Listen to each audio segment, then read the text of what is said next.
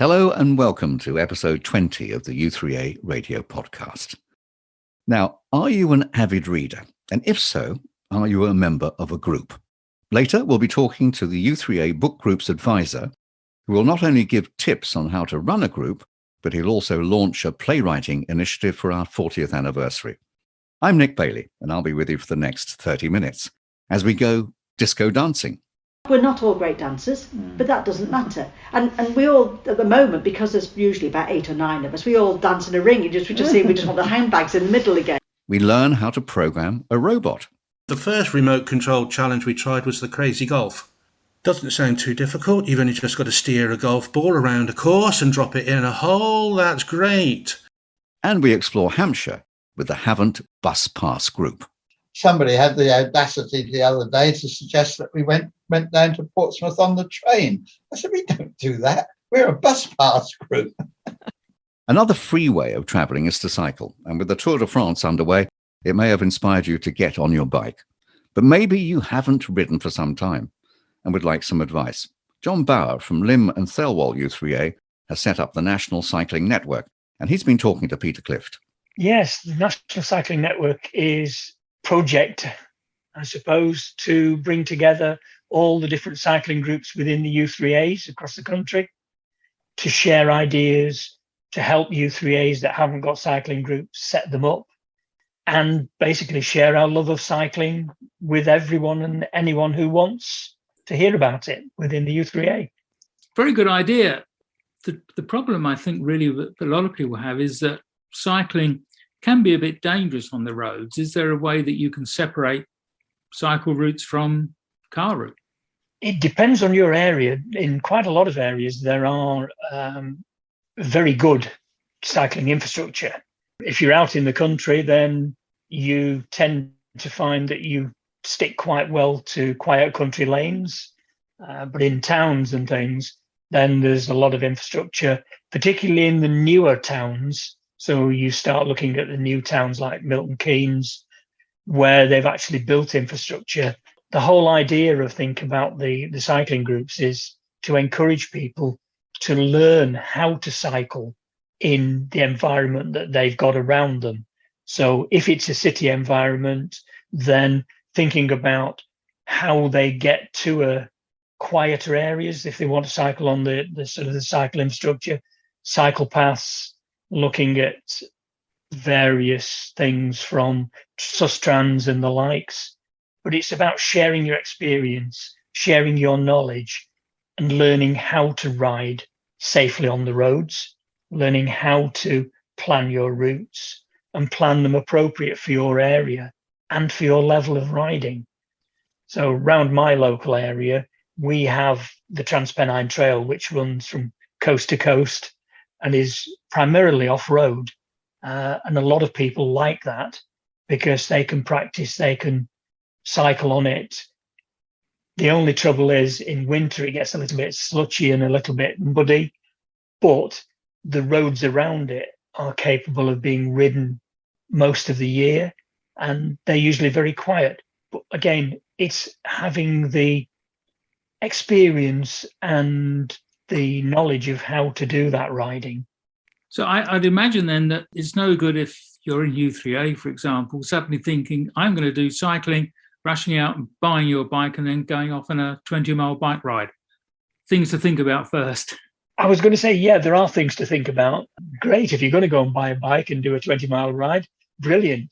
But think about yourself and can you manage that? Also, where are you going? Looking at the routes you're thinking of, looking at the ways that you can get there and back safely.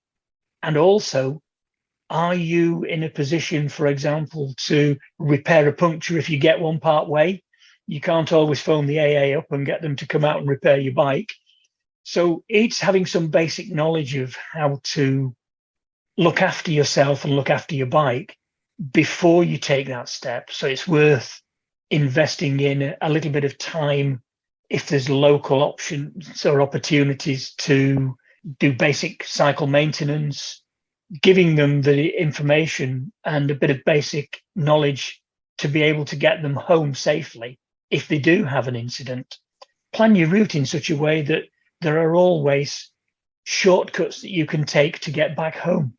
So a good way to start off would be, perhaps if you can, to cycle to the shops rather than taking the car. Yes, obviously cycling to the shops, if you're going to buy something, you need something to carry it in. So again, thinking of what you're going to do. If you want panniers, fine. So yeah, it's a good idea. Cycle to the post office, cycle to the shop, cycle to anywhere that's local and is nice and easy to get to. But a good way, if you can, is to get your local u3a to get a cycling group together, I guess, and go out on small trips together. It is, yes. And if your u3a doesn't have a cycling group, then the National Cycling Network is the place to potentially have a look, looking for u3as within your local area that have got cycling groups. Can they help you? Can they provide you with routes? Can they support you in setting up and arranging a cycling group in your u3a? Try them out. Go and visit them a couple of times. Go and ride with them. Make sure it's something that you would like to think of in your own u3a, and use the network to gain a little bit of knowledge, a bit of experience. We're all there to help, to share our love and knowledge of cycling. So certainly we're told that cycling is very good for our own personal health, to get out on a bike and really get some exercise going. So I guess you'd agree with that. Yes, I do agree with it. Giving people exercise, keeping them out in the fresh air, getting them to enjoy their countryside. And it's surprising how many people, when they do get out on a cycle, don't see the roads and the local area in the same way. And the number of them who say, oh, I've been down here many times, I've never seen that, or I've never seen this. So it's a different way of viewing things as well, and just enjoying your local area. John Bauer from the National Cycling Network. If you want a more leisurely form of travel, the Havant bus passes have it sussed as they celebrate their 10th anniversary. Leading the group since its inception is 95-year-old Ken Arkle, and he's been explaining to Joanne Watson where precisely they are based and where they venture on their Use Your Bus Pass outings. Havant is located on the coast just to the northeast of Portsmouth and directly north of Hayling Island. So we're in effect midway between Portsmouth and Chichester. And so we've got easy access to West Sussex, to Southeast Hants, to Hayling Island and the Isle of Wight. And that roughly is our territory. I always keep it within a sensible day's travel. I had mooted the idea that we could get a bit adventurous and go somewhere and stay overnight, but so far that hasn't happened. How many of you are there in the group, Ken? Well, there's about just over 20, but my big dread is that one day they all turn up. For practical purposes, there's anywhere between 9 and a dozen of us who are hardened regulars. And do you take a sort of vote on where you go, or do you have a fairly set plan every year? Oh, we're very democratic. I decide. Now, I know that during COVID, you actually had virtual tours. So what were you doing there? I've got a book called Bus Pass Britain, and it's full of bus journeys that various people have done and have written an account of it. So I would look up some of these and follow them and do a little bit of research on the route and say, right, now we're leaving Ribchester over an old stone bridge, and away on the right you'll see the cathedral, that sort of thing. I've never been there in my life. We've done the journey from, for example, Newcastle to Berwick-on-Tweed. Down at the other end, we've gone from Plymouth to Torquay. Go wherever the imagination took me. Are there many bus drivers that you recognise and they probably think, oh, blimey, it's the old bus passes are on today, you know? No, they come in varying degrees. Some are extremely helpful. Some couldn't care less. We went on one down to Bracklesham Bay in West Sussex. It was a bit of a worry to me because I didn't know, I'd never been on that route. I didn't know how we would know when we reached the stop where we had to get out. I thought, well, the bus driver's bound to advise us. Oh, he said, I don't know about that. I said, don't you know the name of any of the stops? No, he said, no, and he couldn't care less. But we were fortunate in as much there was an elderly lady taking a great interest in the proceedings. And she said, don't worry. She said, when I get out, your slot will be the next one. So all went well. We had a good lunch and we went up onto the beach at Bracklesham Bay, and there in the distance was the Isle of Wight. The rollers were coming in and there was a little mini lifeboat station there. So it was an interesting trip. I was looking on your website and you have certain recollections of previous tours. And I noticed there was one to Tangmere Aviation Museum that one of your members said they were very disappointed by the soggy sausage rolls. That was me. They didn't call it a cafe or a restaurant. They called it the Naffy. And they were on the menu was giant sausage roll. Lovely. And of course, they microwaved it rather than a conventional oven. But that was a very interesting trip because I used to be what in the Navy they called a telegraphist, a radio operator. And one of our other members was a radio operator in the RAF. So we had great fun playing with the Morse keys. But one of the wags called us the Meals on Wheels group. Before this, I don't think I ever used my bus pass. I think that's the same as some of our members. But now we are all hardened bus travellers. Somebody had the audacity the other day to suggest that we went down to Portsmouth on the train. I said, we don't do that. We're a bus pass group. All your trips seem to be very well planned in advance. Have you not ever thought, oh, we'll just turn up at the bus station and go on a magical mystery tour, take the first bus that comes along? Actually, we have a member who does just that. The trouble is, you see, at Havant bus station, there's an awful lot of routes go out of it. By the time we'd argued and decided which one to get on, they'd have gone. So do you have a very modern bus fleet down in Havant? Are they a real pleasure to travel on? The buses on what they call the coastliner route, which runs from Portsmouth along to Littlehampton, they are quite good. They're double deckers. On the other hand, some of the Solent buses are a bit of a bone shaker. When we go over to the Isle of Wight, there's a circular bus that goes from Ryde up through Shanklin, Sandown, Ventnor, and then back to Newport. We know that we've got to go up top and sit on the pavement side, because as you leave Shanklin, you climb up round to Bombchurch Down and you get these magnificent views over Sandown Bay. And equally, if we're going up to Midhurst from Chichester, we know we must sit up top near the front, because as you come up out of the urban area, a whole panorama of the South Downs opens up in front of you. Wonderful views. And the countryside from the top of the double-decker bus opens up a new horizon, because you can see over the hedges and see things that you wouldn't see in a car or a single-decker. Ken Arkle, who at 95 must be one of the oldest group leaders around. If you know of someone even older running a group, let us know through communications@u3a.org.uk. If you've still got some energy after your exploration, how about a trip to the disco? Tricia Barclay from Ashbourne u3a has set up a disco dancing group, and Val Dawson asked how she got involved. Well, I have got to the stage now where all our friends' children are married and our children are married, and so we're not invited to any weddings, so we never actually get out to discos. We don't go to nightclubs because we're far too old for that sort of thing. And it suddenly dawned on me that if I'm not careful, I wasn't going to be able to dance anymore. So I wanted to dance. I love dancing. My mum used to call it jigging. And so I thought, well, how about if we had a monthly club where people could just go and dance? Now, the biggest problem with that is that to do that, I would need to get some music. And I was umming and ahhing about how to do that.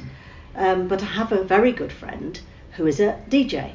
Yes. And useful. Yes, we went out for a meal with him and his wife, and started talking about the fact that I would like to do this. And is he a mature gentleman? He's the same age as me, yes. Oh, right. Yes, so very mature, yes. And he still works, which is why the disco's at night.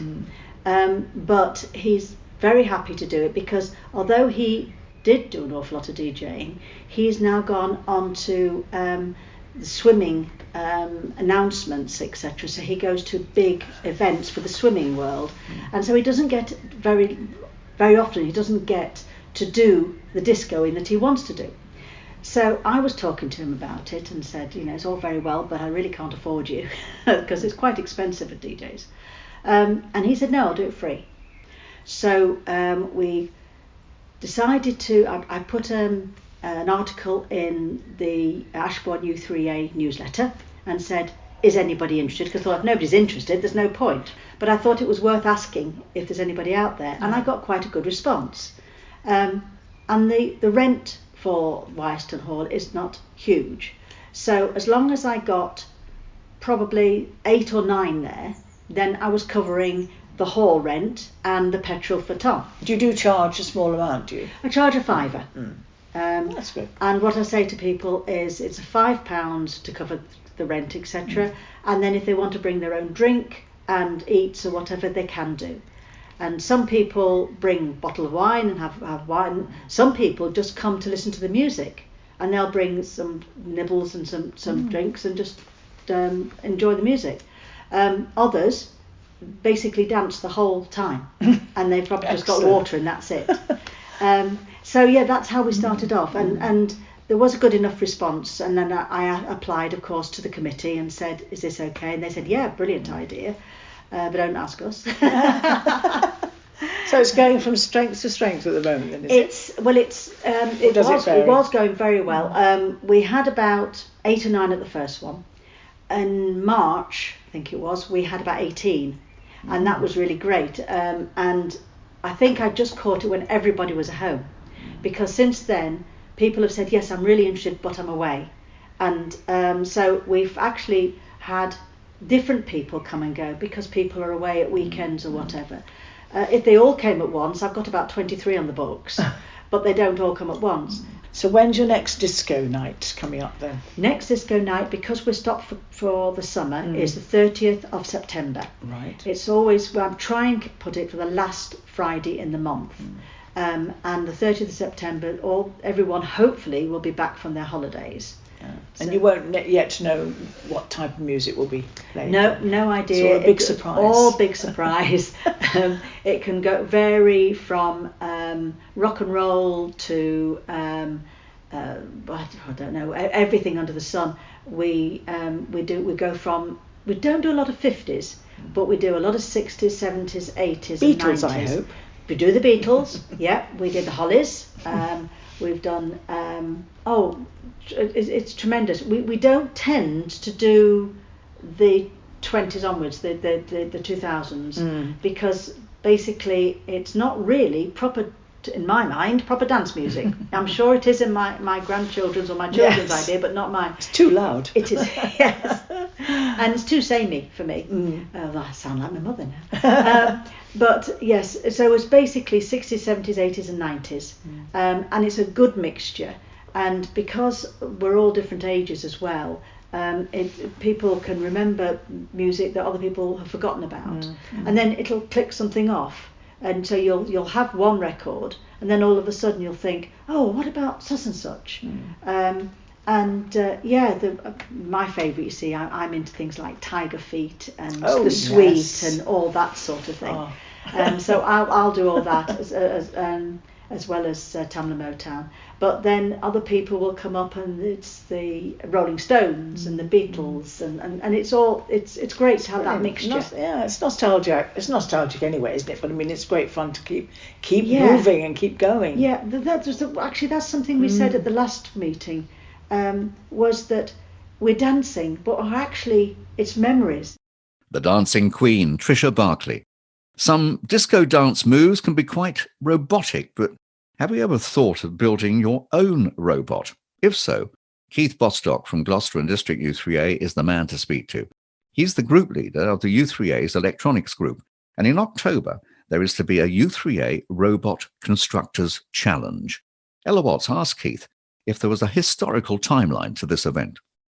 There is. I mean, robots have been around for a long time, but within u3a, Cannock Chase u3a very bravely came up with an idea of building a robot and getting this robot to undertake various challenges. And so they informed regional representatives, and we heard about it in January 2019.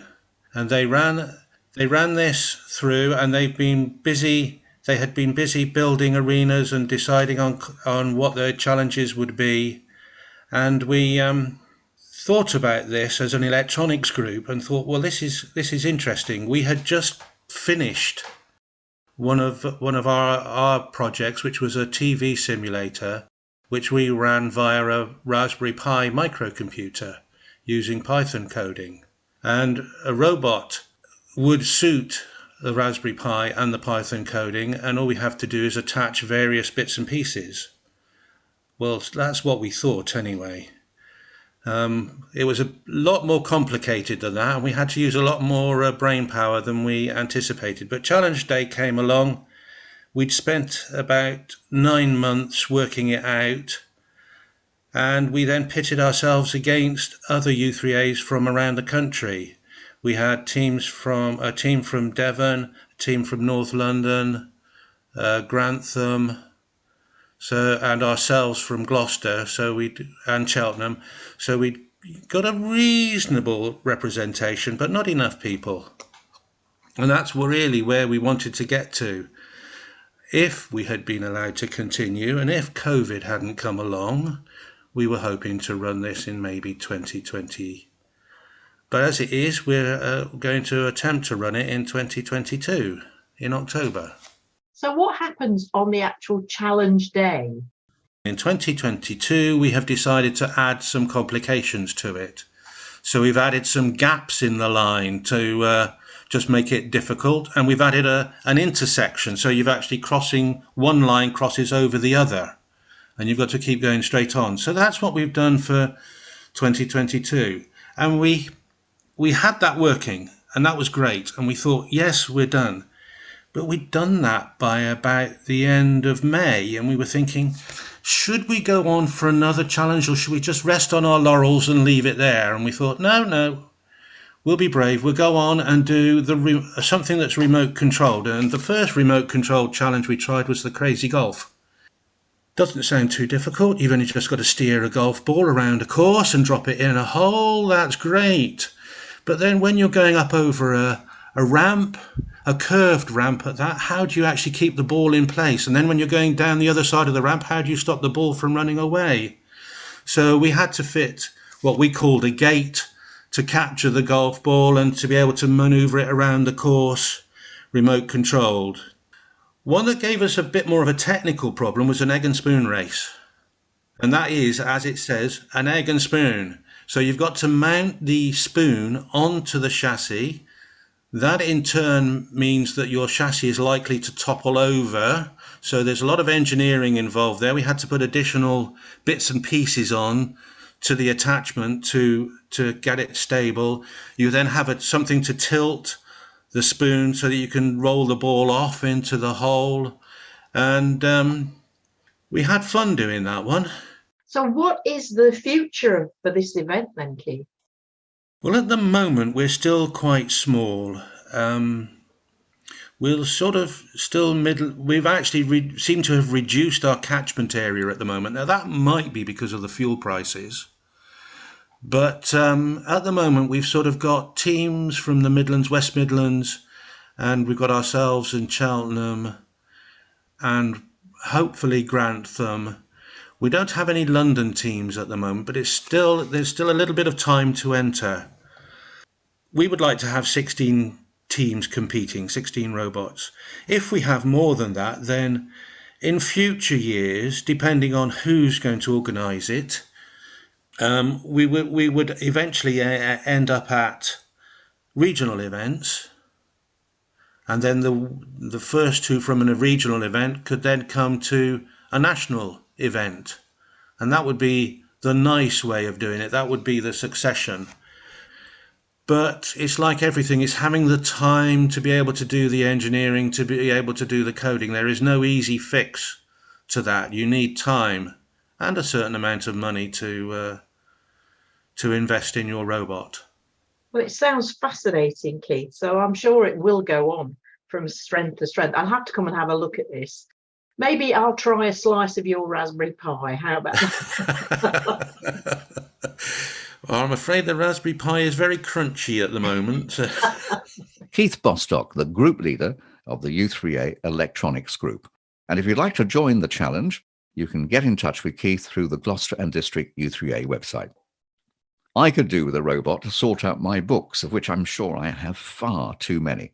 Pretty well all u3as have a book group, which became even more popular during lockdown through Zoom. The book group's advisor for the National Association is Richard Peoples, the chair of Edinburgh u3a. Sarah Goodall asked him how he became involved. Well, I started by talking to the trust about my interest in reading groups and playwriting groups, which are two of my interests, and about literature in general. And they asked me if I'd be interested in being a subject advisor. There already was one for play reading and for creative writing. So after some conversation about different types of literature which interest me, I agreed that I could become the subject advisor for book groups, because there wasn't one at the time. So I've been doing that now for at least a year, I think, something like that. It's probably safe to say that book groups are the most prevalent group within the National u3a. I for example, very, very popular subject. You must get inundated with questions. What are people asking you? Things like making sure that you have a clear policy of what kind of books you read, which can vary. Some book groups are very broad and will read any kind of fiction. Some will read even fiction and non-fiction. Some will tend to read just contemporary fiction. Some will read classics and so on. And then there are other guidelines that I would give them. I mean, obvious ones really, like try to be democratic so that everybody gets a chance to choose books and everybody gets a chance to talk about books. I think those are the two main ones. People sometimes ask about scoring systems, because some book groups score the books they read at 1 out of 10. And so, some of them even have quite elaborate systems where they score different aspects of a book. That's not very common, but some of the groups that do that think it's quite useful. Ooh. So it gives them an idea of which books were most successful and therefore which ones they should go for in the future.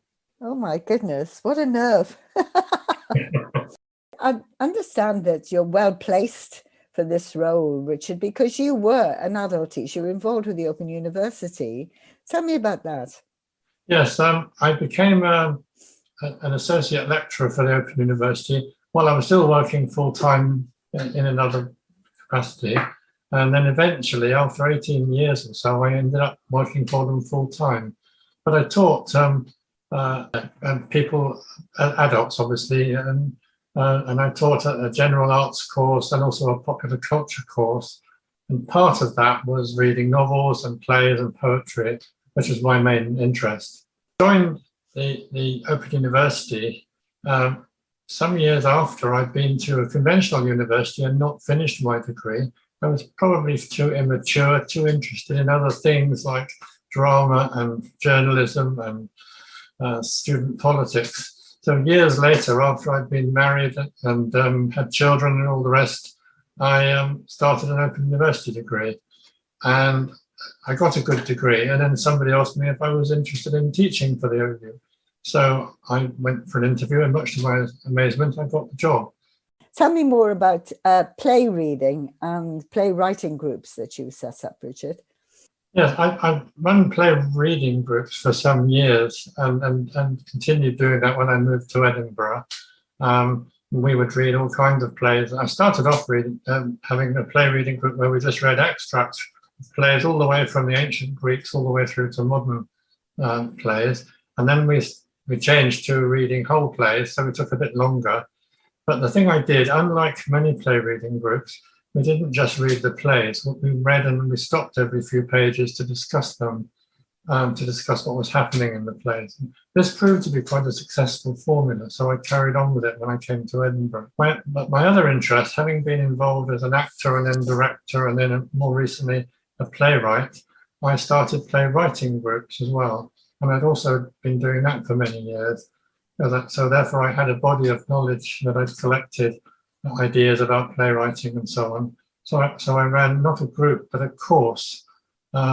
It started during the lockdowns, and in Scotland, we started a thing called u3a online across Scotland, which was a way for people to continue with activities while lockdowns were going on. So we had potential playwrights, most of them who hadn't ever written a play before, from all over Scotland taking part in this course. You've got a project coming up which you will be sharing with all members of the u3a.